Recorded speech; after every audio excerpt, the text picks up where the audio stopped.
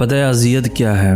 چلیں اذیت کی ایک حد بتاتا ہوں۔ جب آپ کو کسی سے محبت ہو جائے اور آپ اس کے پوری طرح سے عادی ہو جائیں اور پھر اس سے آپ کو کنارہ کرنا پڑے۔ رابطہ ختم کرنے کی وجہ کوئی بھی ہو، دل کے لیے وہ معنی نہیں رکھتی۔ دل تو صرف اپنے من پسند شخص کو چاہتا ہے، کسی بھی صورت اس شخص کے قریب رہنا چاہتا ہے جس سے آپ محبت کرتے ہیں، اور وہی شخص آپ سے دور ہو، اس شخص کو دن رات اپنے رب سے گر گرا کر دعاؤں میں مانگتے ہیں اور پھر بھی وہ شخص آپ سے دور ہو۔ اس سے بڑی کوئی اذیت نہیں ہوتی۔ آپ کسی شخص کے اتنے عادی ہو جائیں کہ اس کو ہر روز سننا جیسے آپ پر واجب ہو، اور پھر اسی کی آواز آپ کے کانوں سے چھین لی جائے، اس شخص کو دیکھنے کا حق آپ کی آنکھوں سے واپس لے لیا جائے، تو مجھے نہیں لگتا اس سے بڑی کوئی اذیت اور ہوگی۔ تمہیں پتہ ہے تنہا ہونا کسے کہتے ہیں؟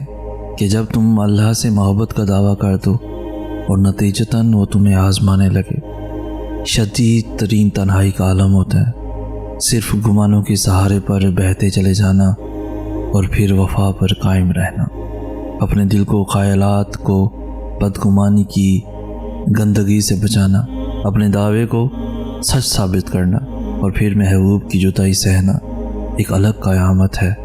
جس کے لیے ساری دنیا کو چھوڑا وہی تنہا کر دیتا ہے، اپنی طرف جاتے راستوں کے کنارے تک مٹا دیتا ہے اور کہتا ہے مجھے تلاش کرو۔ جس کو پہلی بار اتنی مشکل سے پہچانا ہو، وصل کی خوشبو دیے بنا جدا کر دیتا ہے اور کہتا ہے ایک بار پھر سے مجھے تلاش کرو۔ جس کا خیال اندھیروں میں چراغ سحر ہو، وہی اندھیروں میں دھکیل دیتا ہے، جنگلوں میں بھٹکا دیتا ہے، کنویں میں پھینکوا دیتا ہے، سولی پر چڑھا دیتا ہے، خود ہی دلوں میں اپنی جستجو رکھتا ہے اور پھر خود کو ہزاروں پردوں میں چھپا کر پوچھتا ہے کہاں ہے محبت؟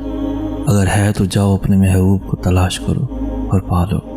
زنجیروں میں جکڑتا ہے اور پھر کہتا ہے محبت ہے تو خود کو آزاد کراؤ اور پالو۔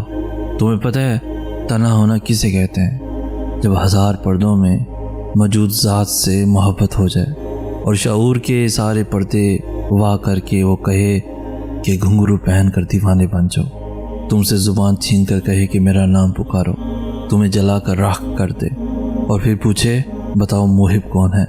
لوگ کہتے ہیں سب کچھ خود پر منحصر ہوتا ہے، کسی کو بلانا، یادوں سے دور جانا سب انسان کے بس میں ہوتا ہے۔ لوگوں کو کون سمجھائے جن کو حاصل کرنے کے لیے عزت نفس جیسی انمول چیز قربان کی گئی ہو، جن کو صرف ایک نظر دیکھنے کے لیے انا اور خودداری کو بہت پیچھے چھوڑ دیا جائے، جن کو پانے کے لیے لاکھوں اور کروڑوں منتیں مانگی گئی ہوں۔ کیا ایسے شخص کے حصار سے نکلنا ممکن ہوتا ہے؟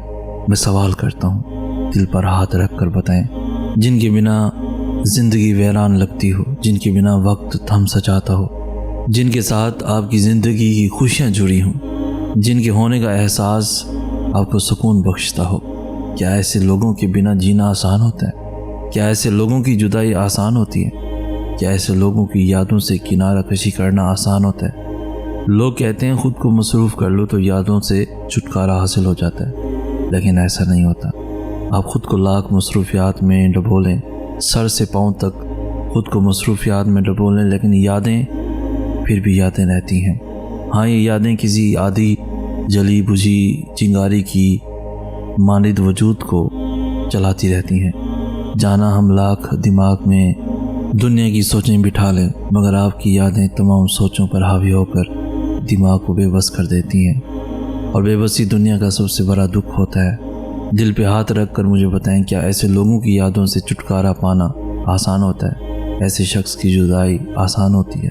بالکل بھی نہیں۔ اس دنیا میں دو طرح سے بچھڑا جا سکتا ہے۔ ایک بچھڑنا تو وہ ہے کہ انسان خالق حقیقی سے جا ملا، اور دوسرا وہ جو زندگی میں زندہ رہتے ہوئے الگ ہو جاتا ہے، بچھڑ جاتا ہے، جس محبت کا بچھڑنا کہتے ہیں۔ اب کیا کمال کی انسانی فطرت ہے، ذرا غور کریں۔ یعنی محبت میں بچھڑنے تک ہر انسان خوبصورت ہوتا ہے، بچھڑنے کے بعد دھوکے باز اور برا ہو جاتا ہے، جبکہ مرتے وقت بچھڑنے والا دنیا کا برا انسان ہی کیوں نہ ہو وہ اچھا بن جاتا ہے نا؟ دلچسپ بات، واقعی دلچسپ بات ہے۔ مگر سوال یہ ہے کہ وہ کون ہے جو مرنے کے بعد ہمارے دل میں غم کو ڈالتا ہے، اور وہ کون ہے جو محبت کے بچھڑنے پر ہمارے دل میں غصہ ناراضگی ڈالتا ہے؟ نفرت ڈالتا ہے وہ کون ہے؟ ناراضگی وہ کیوں ڈالتا ہے اور رحم وہ کیوں ڈالتا ہے؟ اس سوال کا جواب مجھے 27 سال بعد ملا، مگر آپ کو کیوں بتاؤں؟ آپ فی الحال انسانی فطرت کو سمجھیں جو بہت دلچسپ حقائق پر مبنی ہے۔ تم کچھ بھی مت کرو، کچھ نہ سوچو، اپنی جان کو آزمائش میں نہ ڈالو، صرف خود کو اذیت ناک سوچوں اور ہر تکلیف دے عمل سے بچا کر سوچو۔ رب ذوالجلال بخوبی جانتا ہے کہ اس کا بندہ کیسی مشکلوں سے نبرد آزما ہے، وہ تمہارا سوئے رہنا بھی عبادت شمار کرتا جائے گا۔ یہ جان تو رب کی امانت ہے اور اسی کا حکم ہے کہ جان سینت کر رکھو، تو پھر خود کے ساتھ زیادتی کیوں اور حکم عدولی کیوں؟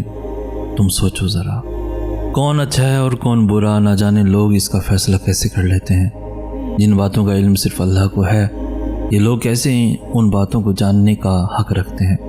کسی بھی شخص کی حقیقت تم کبھی بھی نہیں جان سکتے۔ تم کو کیا خبر کہ دن بھر مسکرانے والا انسان رات بھر اللہ کے سامنے بیٹھ کر روتا ہوگا، یا سب کے سامنے مضبوط بننے والا انسان اللہ کے سامنے کئی کیچوں میں بکھر جاتا ہوگا۔ تبھی اللہ نے قرآن مجید میں ارشاد فرمایا ہے، روز محشر کوئی کسی کا بوجھ نہیں اٹھائے گا۔ تو پھر کیوں تم اپنے اعمال پر غور و فکر کرنے کے بجائے دوسروں کے دامن پر لگے داغ ڈھونڈنے میں مصروف ہو؟ دھیان رکھنا کہیں ایسا نہ ہو جائے کہ وہ عبادت جن پر تم ناز کرتے ہو روز محشر اس لیے ضائع ہو جائے کہ تم نے اللہ کے بندے کا دل دکھایا ہو۔ پتہ ہے اذیت کیا ہے؟ چلیں اذیت کی ایک حد بتاتا ہوں۔ جب آپ کو کسی سے محبت ہو جائے اور آپ اس کے پوری طرح سے عادی ہو جائیں اور پھر اس سے آپ کو کنارہ کرنا پڑے۔ رابطہ ختم کرنے کی وجہ کوئی بھی ہو، دل کے لیے وہ معنی نہیں رکھتی۔ دل تو صرف اپنے من پسند شخص کو چاہتا ہے، کسی بھی صورت اس شخص کے قریب رہنا چاہتا ہے جس سے آپ محبت کرتے ہیں، اور وہی شخص آپ سے دور ہو۔ اس شخص کو دن رات اپنے رب سے گر گرا کر دعاؤں میں مانگتے ہیں اور پھر بھی وہ شخص آپ سے دور ہو۔ اس سے بڑی کوئی اذیت نہیں ہوتی۔ آپ کسی شخص کے اتنے عادی ہو جائیں کہ اس کو ہر روز سننا جیسے آپ پر واجب ہو، اور پھر اسی کی آواز آپ کے کانوں سے چھین لی جائے، اس شخص کو دیکھنے کا حق آپ کی آنکھوں سے واپس لے لیا جائے، تو مجھے نہیں لگتا اس سے بڑی کوئی اذیت اور ہوگی۔ وہ ایک شخص جس کی خاطر ہم ہر ایک سے لا تعلقی کر بیٹھتے ہیں اور پھر اس سے آپ کا کنارہ ہو جائے، جس شخص کو آپ دل کی ساری باتیں بتا کر خود کو ریلیکس کرتے ہیں، آپ کو لگتا ہے کہ ہم اس سے بات کر کے اچھا فیل کرتے ہیں، اور وہی آپ سے دور ہو جائے، تو اس سے بڑی کوئی اذیت نہیں ہو سکتی۔ اور سب سے زیادہ اذیت اس بات کا ڈر کہ وہ کسی اور کا ہو جائے گا آپ کی آنکھوں کے سامنے، اور آپ کچھ بھی نہیں کر سکتے، کیونکہ آپ کا من پسند شخص کسی اور کے حصار میں جائے تو آپ کو پل پل اذیت ملتی۔